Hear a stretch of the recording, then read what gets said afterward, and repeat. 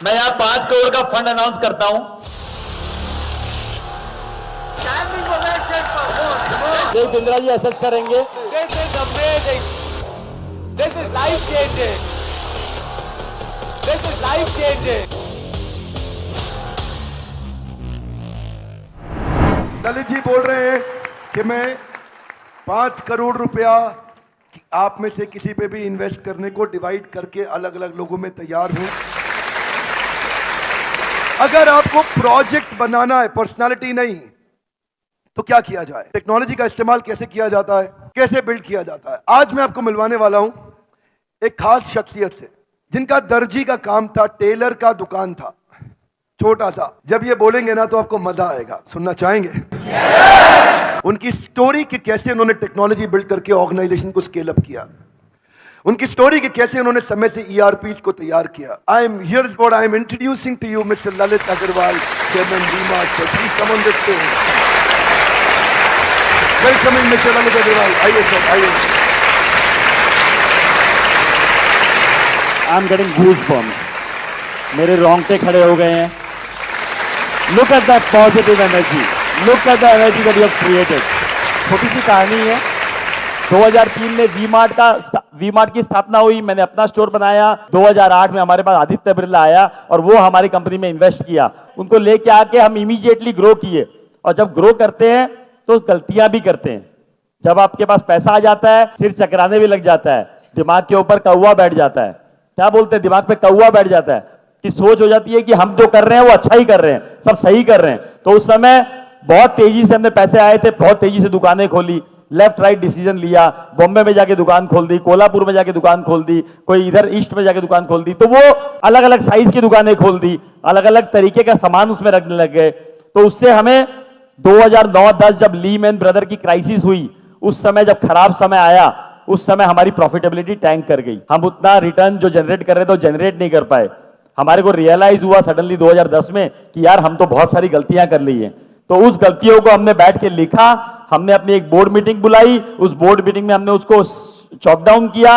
हमने 1 साल में 10 दुकानें बंद कर दी, 10 दुकानें बंद करी कि भैया कैसे भी हमें राइट डिसीजन पे आना है, राइट मॉडल पे आना है। और 10 दुकानें बंद करके हम लर्न किए कि हम क्या क्या नहीं करेंगे, क्या क्या करेंगे वो हमने सीख लिया। अब क्या क्या नहीं करेंगे उसके भी स्टेप्स बनाए कि हम ये नहीं करेंगे। जितनी हमारी पहुंच है वहीं तक दुकान खोलेंगे, जितनी बड़ी दुकान चला सकते हैं उतनी ही बड़ी खोजेंगे, जितना पैसा लगा सकते हैं उतना ही लेंगे, उससे ज्यादा उधार पे लेंगे ही नहीं।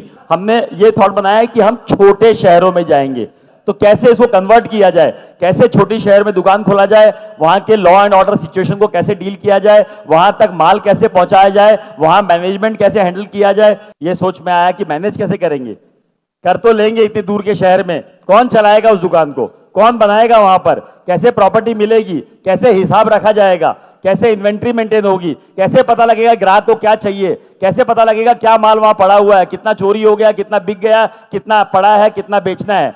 ये सारे सवाल आए। उन सारे सवालों का जवाब खोजने की कोशिश की गई कि कैसे उस जवाब का सवाल खोजा जाए।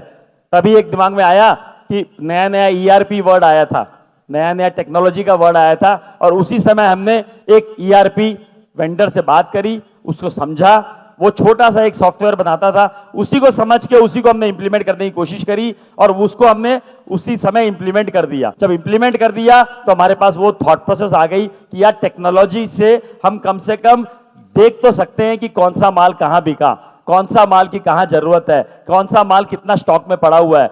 उससे बहुत कुछ, शायद ईआरपी से और भी बहुत कुछ जो फायदा हुआ कि कितने वेंडर ने क्या माल दिया, उसका कितना पेमेंट हुआ, उसका माल कितना बिका, कितना हिसाब पूरा बराबर मिल गया।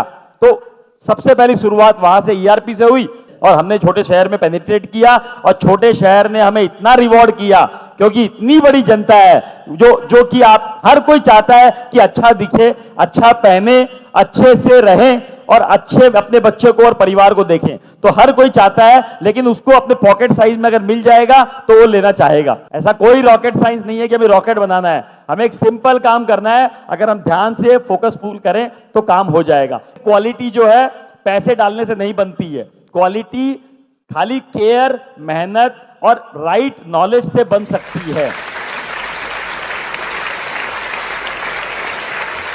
Standing ovation, very large round of applause for Mr. Lalit Agarwal. Thank you, sir. एक तो क्वेश्चंस ले सकता हूं सर के साथ इफ ही अलाउज, उनको कहीं जाना था बट जस्ट हाँ जी सर। जब बात आती है वेंडर की, वेंडर कहते हैं मेरे को 5 रुपए सस्ता चाहिए, ये आदमी 5 रुपए सस्ता दे रहा है सर, उसमें हम आके फंस जाते हैं रेड ओशन में। हम नया प्रोडक्ट लॉन्च करते हैं, कल को वो नहीं बिकता तो हमारा बड़ा लॉस होके बैठ जाता है। हमें शहद बनना है, मधुमक्खी अपने आप आएगी।